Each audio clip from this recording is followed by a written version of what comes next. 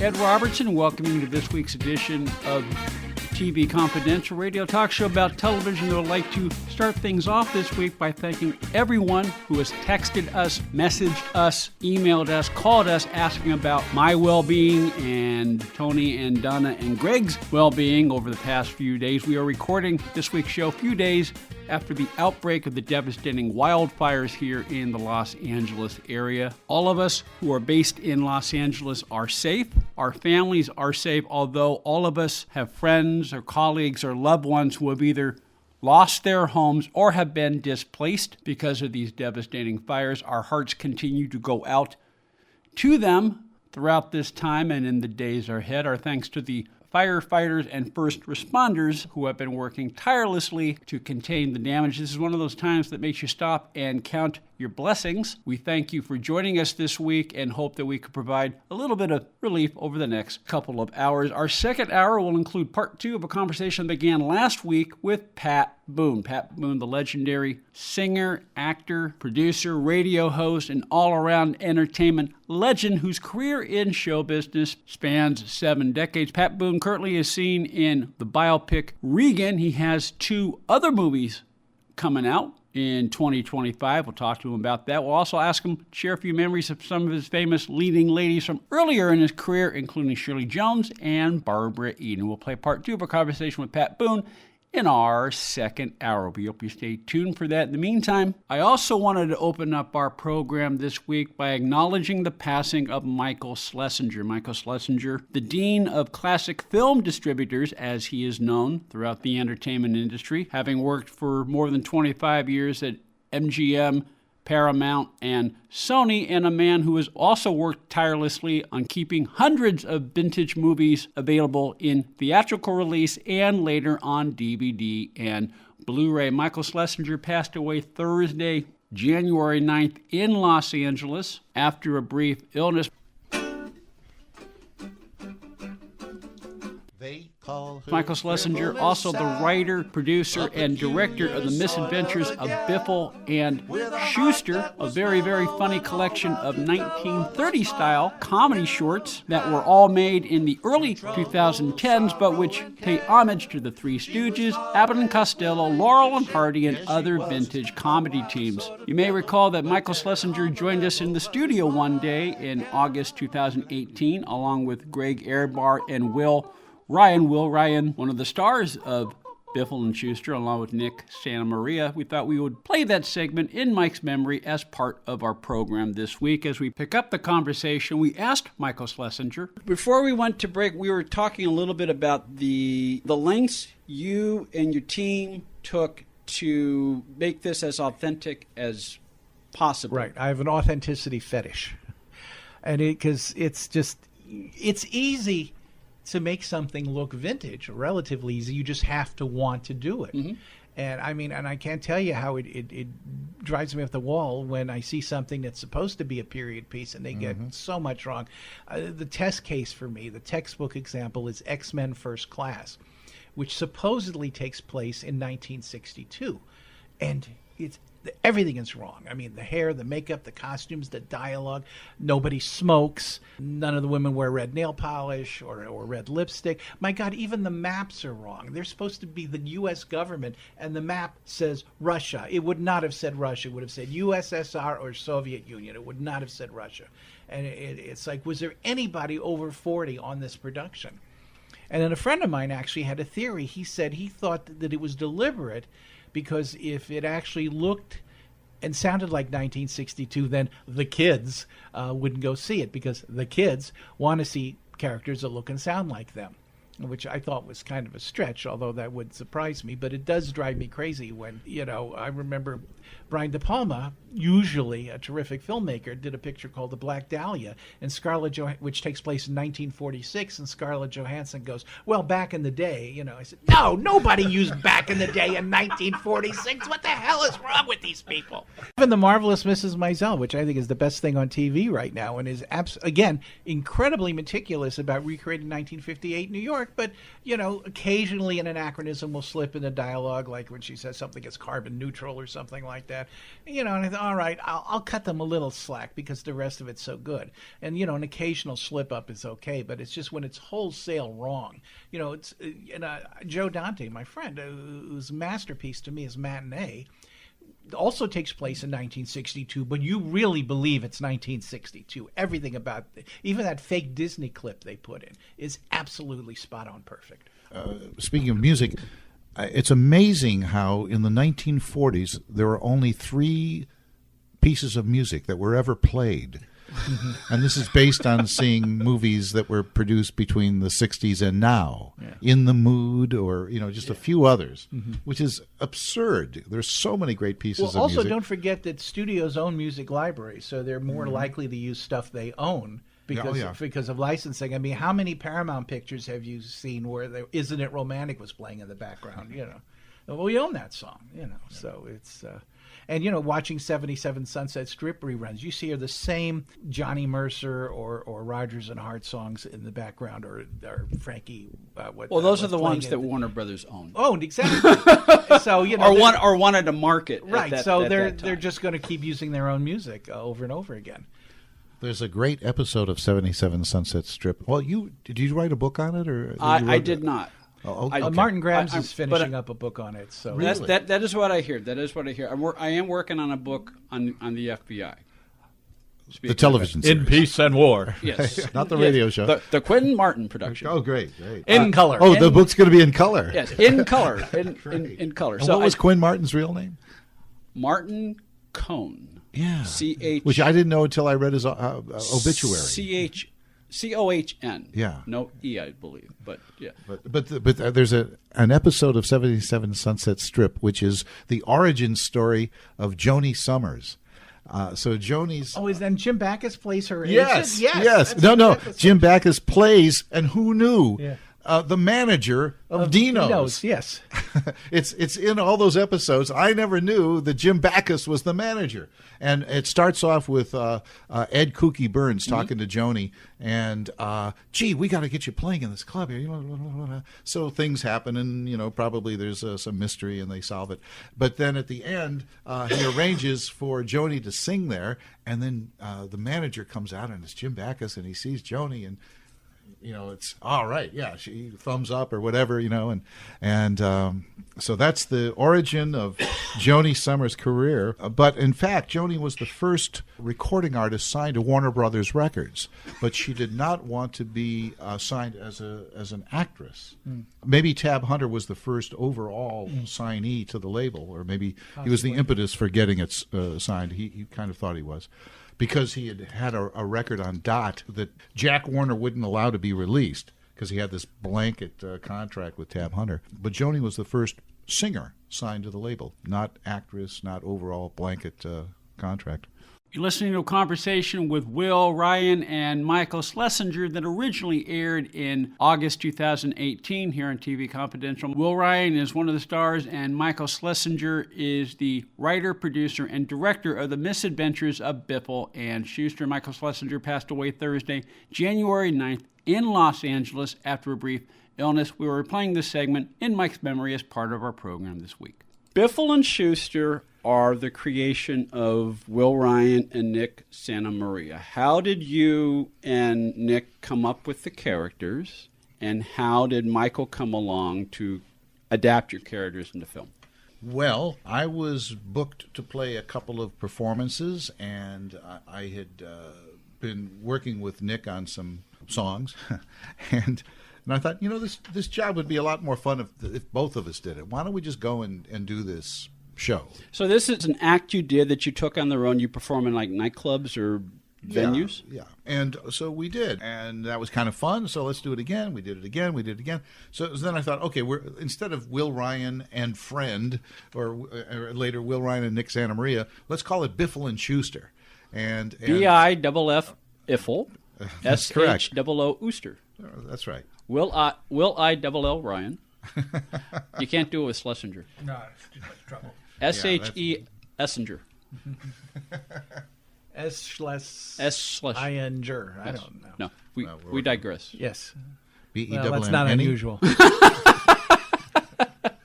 Okay, so these are these two characters. Yeah, so I sat down and made up a biographical thing on both of the characters and wrote their theme song and made it more of a presentation. And so to make a long story short... Too late. Actually, what really happened was a man appeared unto me on a flaming pie and said, henceforth you are Biffle and Shooster, right? But then Nick went off on his own with a guy named, I think, Paul Lewis. They did some animated shorts that Nick wrote, and then Paul Lewis did the voices for. They did a few of those, and they're on YouTube. But again, those are quasi-authorized. They're completely different. They're basically nebulous characters. The only way you can tell them apart is one of them has a pair of glasses, and they really didn't have much personality. Yeah, they weren't necessarily Biffle and Shooster, but well, they were. They were someone's particular iteration of Biffle and Shooster. Yeah. Like Abbott and Costello on the radio are not the same as Abbott and Costello in the movies. They're different iterations of those characters. Michael Schlesinger is the writer, producer, and director of The Misadventures of Biffle and Shooster, a collection of 1930s-style comedy shorts starring Nick Santa Maria and our other guest this hour, actor and voice artist Will Ryan. This conversation with Will and Mike originally aired in August 2018. Michael Schlesinger passed away January 9th in Los Angeles after a brief illness. Stay with us, folks. We'll be right back.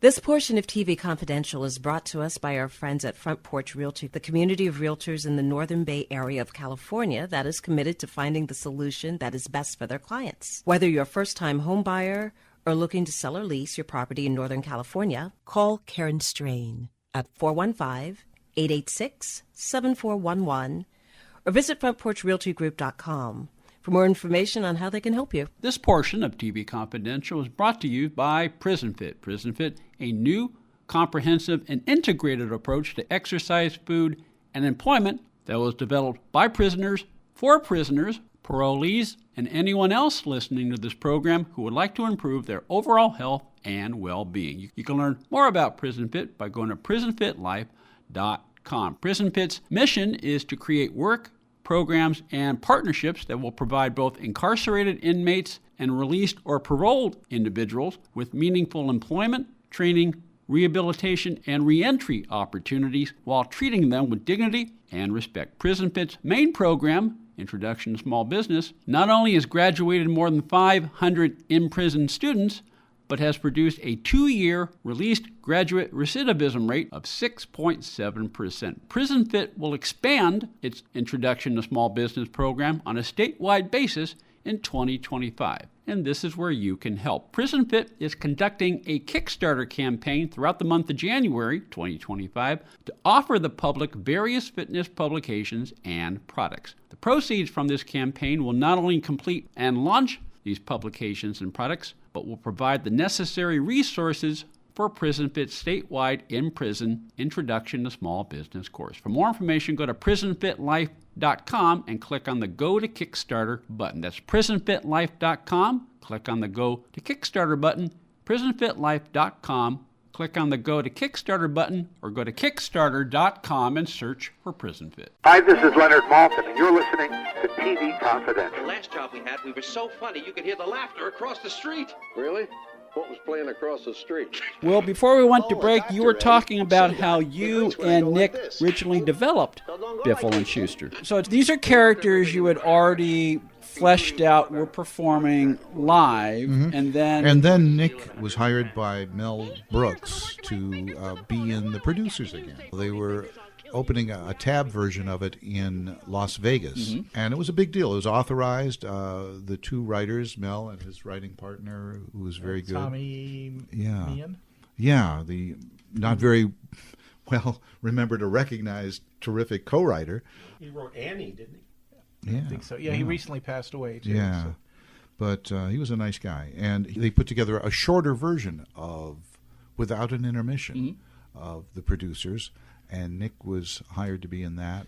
And that went over a year. I mean, so Biffle and Shooster were not performing for well over a year. Right, because both of you have established careers and busy, active careers in your own right. So you're doing this when time permits and you're able to collaborate and perform. You do this, and so I forget what the venue was, but at one particular venue, you and Nick are performing as Biffle and Shooster, and Michael is in the audience. Correct? No. I'm guessing. This is why I have the guests on the program, Right. because if I screw up the setup, the guests will correct me. Exactly. Good. See, I would have guessed it was at the Cinecon where we. Well, you guys did perform, but you weren't necessarily. You're right. It wasn't performing Biffle as and Shooster. It was No, what happened? It was an amazing simulacrum, though. Yeah. Well, as so much of my life, I haven't heard that term since college. And backwards, it's even funnier. Yes. Anyway, as so much of my life, it started out as a joke. One day, Merkel Loomis. Yes. That's simulacrum backwards. One day, Nick posted on Facebook a photograph of the two of them holding up an empty picture frame and sticking their heads out with those big goofy grins.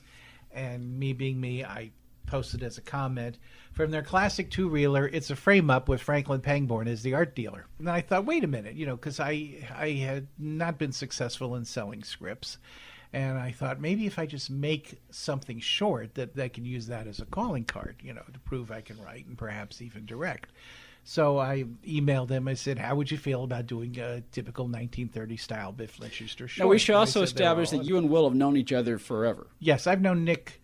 I knew Nick, too. Not as long as Will, but I knew him. So when you're pitching this idea to them... I'm not coming out of the blue. Yeah. I'm coming as somebody who knows them. And so I thought, well, let's do this. So I wrote a script, frame up, which would be a typical 1930s sort of a Three Stooges style thing, where they get hired to work in an art gallery and, of course, completely screw everything up. Or hilarity ensues. Hilarity ensues, yes.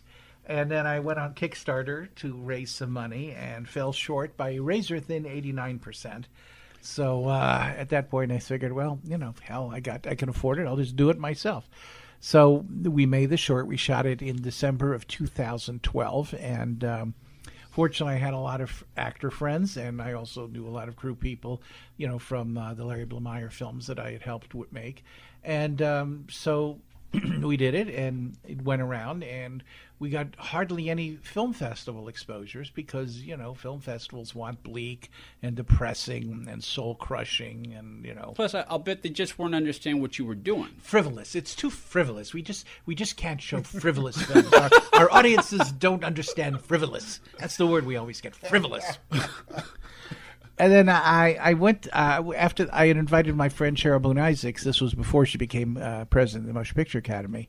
We've known each other for 30 years, since my Paramount days, our Paramount days, I guess. And, she came and we went to lunch, and, I thought maybe she could help me in some way. And she said, here's the problem, Mike. The people running the studios today, they're not going to notice how good it is. They're not going to notice how funny it is. They're not going to notice how well made it is. They're not going to notice how cheaply you made it. All they're going to notice is black and white and people in hats telling jokes they don't get. And I went, well, there you go. And she was essentially right. So in our second one, we don't wear hats. Yeah. Well, no, I figured, what can you do? What can you do with one short? You can't even make applesauce. So I figured the only thing to do is to completely bite all the bullets and make 4 more. And in that way, I could put them together into a feature, perhaps. I can certainly make a DVD, and at least that way there's got to be some awareness out there, and at least also I have a chance of maybe making my money back, although that was not necessarily the key thing. So in July 14, we did the 4 more, actually 5 if you count the Vitaphone short, which we basically shot on the lunch hour. Just like they did with Vitaphone. Right. Because they'd shoot them live, of course. We came back. We did it while we were shooting Schmoboat, so we just had them stand in front of the curtain, and they had written it. So I just rolled camera and yelled action, yelled cut, and that was it. So and I think we shot it in maybe half an hour. Then we went back to work on Schmoboat. We had to do 2 takes because the first time he yelled cut first, and then action at the end. Exactly. So, and then it's funny. The first take, you made it all the way until the confused final. Us too. The funny thing is, seriously, on the first take, they got all the way to the final number, and then they screwed up. Well, he is a first-time director, so yes. Well, at that point, I was a second-time director, but and then they kept bobbling the final number, and but eventually we got it. And in fact, that's on the DVD where they finally got it right, and you can hear everybody go, "Wow!" Michael Schlesinger is the writer, producer, and director of The Misadventures of Biffle and Shooster. Michael Schlesinger passed away Thursday, January 9th in Los Angeles after a brief illness. We are replaying the segment in Mike's memory as part of our program this week. Greg, did you script it or did you base it on something? Because a lot of it's improv. Did you base it on shtick and then put it into script form? Because there's a story and there are we talking lines. about the Vitaphone short or just just in general? I mean, there's a structure to it, just like a Stooges short. Yeah, no. or Generally, Laurel I and Hardy. started with the title. Uh-huh. Because you say imitation of wife. Okay, obviously it's a drag. It's bringing the boss home from dinner, and you start from there. Bride of Finkelstein. It's a horror movie spoof with a Jew, and obviously there's going to be Jewish. You go from there. Biffle and Shooster Alone, Dark and Stormy Night, Castle, Mad Scientist, Gorilla, Hunchback. Practically writes itself. Biffle murder case. Who done it? House full of suspects. Snotty butler. Cop named Frank Murphy. So it was very easy to do. See, if you're Michael Schlesinger, it practically writes itself. Exactly. Luckily, but he would occasionally, in each script, put in little sections where Will and Nick make up something here or ad lib Yes, here. there would be. It depended on the situation. Like Biffle murder case was very tightly scripted because it was story driven, so there wasn't really much room for ad libbing there. Whereas things like Schmoboat and Imitation of Wife were deliberately loosely written so they could make up stuff. In fact, I think in Imitation of Wife almost everything that takes place in the kitchen was improvised. And in the murder case one, Nick and I really like that one because it's this cool movie that we get to be in. Yeah. You see. And the only ad-libbing we have is at our entrance. Yes, well, yeah. when they bring the crate in, I said that was the one place I gave them some. The rest of us, we're trapped in this movie, which is so much fun because all the actors in it are great. Yeah, including H.M. Wynant. Yep. Who plays. He's the patriarch. Andrew Jackson. Andrew Jackson, the Yes. patriarch of the Jackson family. Yes. Yeah. And Robert Forster as Banyan. Kind of, yes, Well, in a way. He's from headquarters. I don't know if he's we know from his name. headquarters. Right, No, but and I don't know whether this is intentional or not, but I forgot about this. But after I watched the Biffle and Shooster murder case, I forgot that Robert Forster, who plays the gumshoe in that, he had played a 1930s detective named Niles Banyan for a show that was produced by Quinn Martin in the early 1970s. in color. In color. Tonight's guest stars Robert Leslie Nielsen. Robert Forster as Banyan. Banyan. Yes. So, No, well, what happened was Robert's an old friend, and when I had my Academy qualifying run of its frame-up, which was foolish in retrospect, but, because the Academy wants bleak, depressing, soul-crushing. He liked it so much he actually stuck around and watched it again, and he said, if you ever do another one, I'd be happy to be in it. So I took him up on his offer and wrote that. Actually, pretty much all the roles were written for the actors who played them because, again, they're all actor friends of mine. I think 85% of what you see are the people the roles are written for. The other 15% were people who were unavailable either because they were working on something or they were out of town or whatever, but I always had backups. I think the only actor I did not know ahead of time, who I didn't already know, was Todd Reeves Roosevelt, who plays the butler, because the actor who was supposed to play the butler dropped out at the last second, but he knew Todd and asked Todd to step in for him. And Todd was fine. The only problem was that the actor who I originally was going to play it was very tall, and the idea was he would be taller than everybody else in the room, sort of this domineering Paul Robeson type. And Todd was several inches shorter, so he's now shorter than everybody else. So I had to adjust the character a little bit, to make him more of a pugnacious little guy than, a domineering tall guy. And when Michael's looking for a Max Davidson type, I suggested he meet Phil Barron, and that kind of worked out well. Oh, my God. We put the wig on him, and he was Max. He was absolutely brilliant. now, you mentioned the Larry Blomeyer company of he does. Correct me if I'm wrong. He also does homages to vintage comedies. Right. So some of the actors who worked on the Biffle and Shooster shorts were already versed in that style. But, exactly. But say someone like an H.M. Wynant or a Robert Forster, did you have to give them much direction to get into the era of the character? Well, don't forget H.M. is from that era, so... I didn't want to say that. But as for Forster, Bob, what a lot of people forget is that he's playing this character completely straight. He's not being funny. he is the serious guy surrounded by the goofy characters. So He's Banyan. he's Banyan, exactly. So, he understood that, and so he really was stepping out of his comfort zone. And I especially love when they do the duck season, wabbit season bit. And what makes it work is that they're both so intense. No, he doesn't. Yes, he does. No, and that's why it works. And if they tried to be funny, it would not have worked at all. You talked about Daniel Roebuck, who Yes. Who I've seen on. He played Jay Leno in the Late Shift, and he's been on a lot of films that my kids have seen, like in Disney Channel, things like that. And I've seen him on special bonus features because I know he's like a monster movie fan, things like that. So I'm he has guessing a character called Dr. Shocker. Oh, there you go. Yeah. So I'm guessing he's an actor / fanboy. So having him very play much Edgar so. He had a great Kennedy, collection of stuff. he must have had a blast. Oh, yeah. Playing those roles, and you could just see, stretching his face and frustration and things like that. The Edgar Kennedy thing, yeah. Yeah. So that was a direct homage to Duck Soup, obviously. the scenes he did with Robert Picardo were hysterical, and the outtakes. Yes, they probably knew each other, and they had a wonderful chemistry, and they're terrific. And I always like to say that Picardo is a director's dream and an editor's nightmare because he never does the scene the same way twice. And then you sit there in the cutting room and you go, oh my God, which one do I use? They're all brilliant. Michael Schlesinger, writer, producer, and director of the Misadventures of Biffle and Shooster, from a conversation with Will Ryan, Greg Ehrbar, and me that originally aired in August 2018 here on TV Confidential. Michael Schlesinger passed away Thursday, January 9th in Los Angeles after a brief illness.